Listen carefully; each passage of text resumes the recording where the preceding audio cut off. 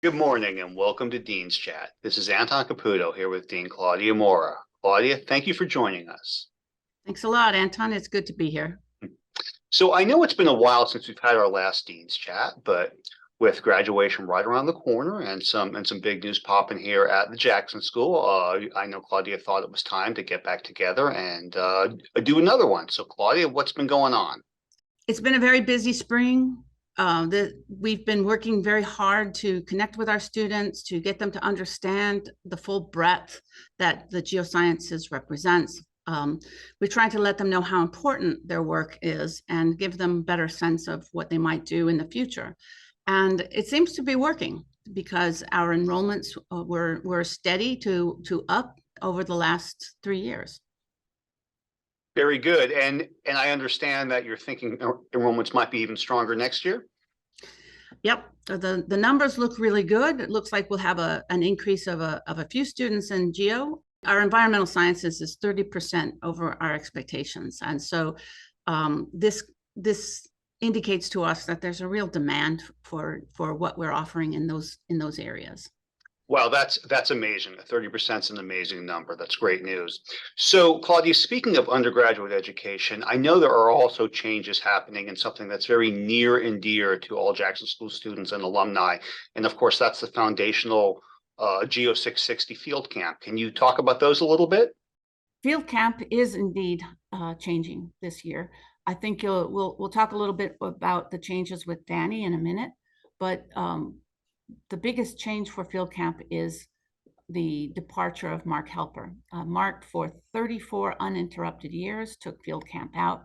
He organized it, he taught in it, and he just did a fantastic, really legendary job leading field camp. So we had to find somebody who would be able to move forward and do a superb job. And I think we found that person in Dr. Miriam Barquero Molina. Miriam is a graduate of the Jackson School, and even as she was a graduate student here, she taught field camp over 5 years. So we're delighted to have her back. She arrives at the end of the summer. She is currently a structural geologist and field camp director at the University of Missouri.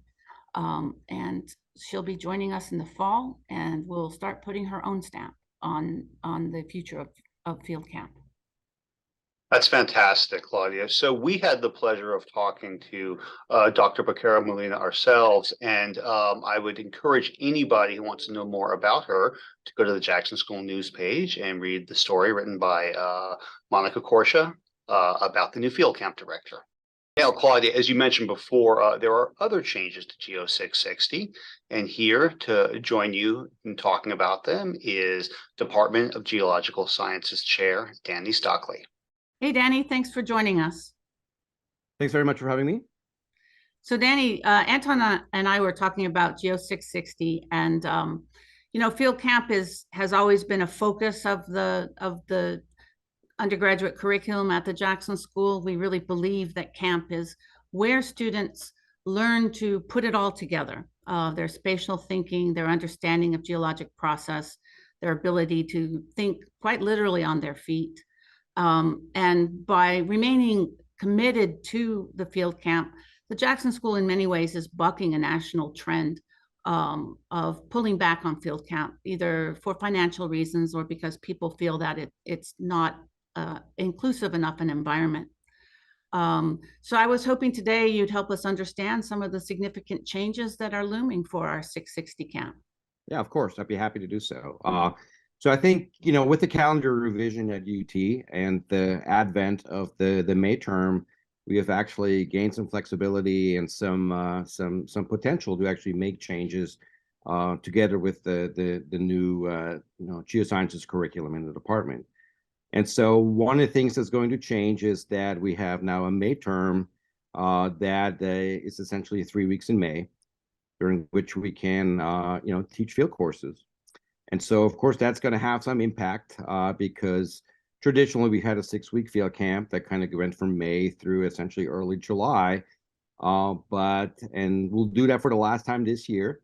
But we will then start teaching basically 2 3-week field courses starting next year during the May term. So all field courses, MG&G, Hydro Field Camp, 660A, 660B, will take place during the May term. So May term is from graduation until the end of May. And my understanding is that the best thing about this change is that students who have been enrolled in the long semester leading up to May term, in spring semester then, do not have to pay additional tuition for field camp. Is that right?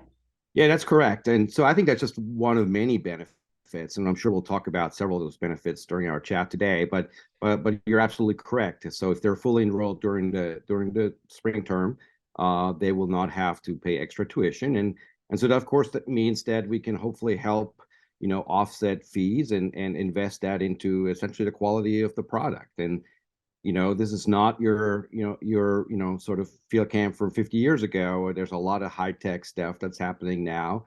We've a drone lab. We're incorporating drone technology and other digital technology into the field courses. And so I think, using some of those funds to rather than offset tuition, to invest into the product is going to be really important. I think one other big benefit of three-week field courses is that it's essential. The students are done at the end of May, and so if they want to do an internship, or if they want to do, if they need a summer job, and I think that comes back to inclusivity. People that actually need a job, or are caregivers, or have children. I think this is going to be a major benefit and a major sort of quantum leap forward in terms of inclusivity. So both in terms of personal obligations, in terms of professional development. I think having 3-week field courses that are still going to be plenty immersive in May during the May term is going to be, I think, a major advantage on that front as well. So talking again about the Maymester, Danny, how does having this 3-week period of time at the end of the spring semester, how would that help a student? How could that change the timing of their courses, change the nature of the way they do their field learning? Well, as we talked about, of course, I think they're done so they can do summer jobs and internships. And I think it makes it overall, more conducive to students that have personal or professional, commitments. And, but I think one other thing that's really important to us is sort of the pedagogy side. And is that, they take, traditionally right now, very often they take the field methods course in their sophomore year. And then very often they don't come back to field camp until their senior year. And they're often have already walked in graduation, have gotten the empty binder from you, right? And so often they don't, in terms of retention, in terms of them necessarily caring, and then quite frankly, I've often taught, the last the last 2 weeks of field camp, they're often quite exhausted, they're burned out, they're homesick, and they're worried about their summer jobs and things like that. And so I think overall, like, one of the big pedagogical benefits is that, we start them with field education or experiential education early and make it continuous. So they go during their sophomore year, they go to the field, that they take the field methods course. Hopefully they right away go to a 3-week field course in the May term, go back to the classroom, learn more about what they saw, ask questions about what they saw, and then go back to the field and then go back to the classroom, and they could potentially even take a third field course, right? And so I think this sort of like, iterative learning of applying what you've seen in what you see in the field to the classroom and vice versa, I think, is really important, and it makes it more of a sort of a continuous, educational experience. And I think that's really what we want. We want to make sure the experiential part is really baked into curriculum, and it's fully integrated, and it's not just sort of like the add-on rite of passage at the end, right? Excellent. Well, Danny, thanks for sharing these things with us, and good luck in the first run of all of these classes. Well, thank you so much, and thank you so much for your support. Well, hello again. That was some big news, Claudia. Now let's have some more of it. As we often do, we like to end Dean's chat with a little segment highlighting awards and honors for Jackson School members. So, Claudia, I know you have some big ones to share with us. I do. It's fun to recognize our faculty and our research staff. we really have fantastic scientists here, and I'm not the only one who knows it. And so I'd like to first congratulate Dr. Steve Grand. Steve was awarded the 2022 Inga Lehman Medal by the American Geophysical Union. This is a very prestigious medal. It recognizes outstanding contributions to the understanding of the structure, composition, and dynamics of Earth's mantle and core. It's one of the AGU medals. There's only a handful of that are given out each year. So congratulations, Steve. This is really a fantastic award. Next, let's recognize Professor Jay Banner. Jay has been named a finalist for the 2024 Robert Foster Cherry Award in Great Teaching. This is an award that is managed by Baylor University, and it's a national level award.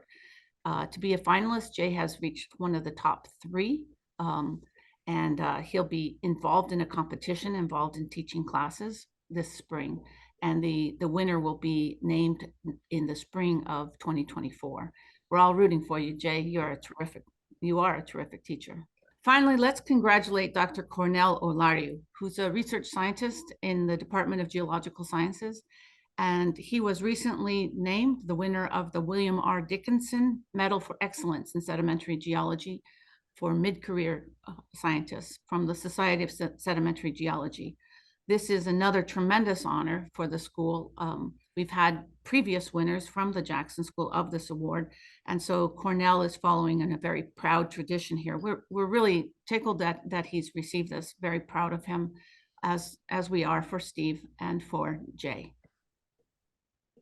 Great news as always. Well, that about wraps it up for this edition of Dean's Chat. I'd like to mention to the audience that, of course, if you have a question for the Dean that you would like addressed on Dean's Chat, just go to the Jackson School Communications page and look for the prompt to send your question in, and we will try to get to it next time. I guess that does it. Thank you so much, Claudia. Bye-bye. Bye.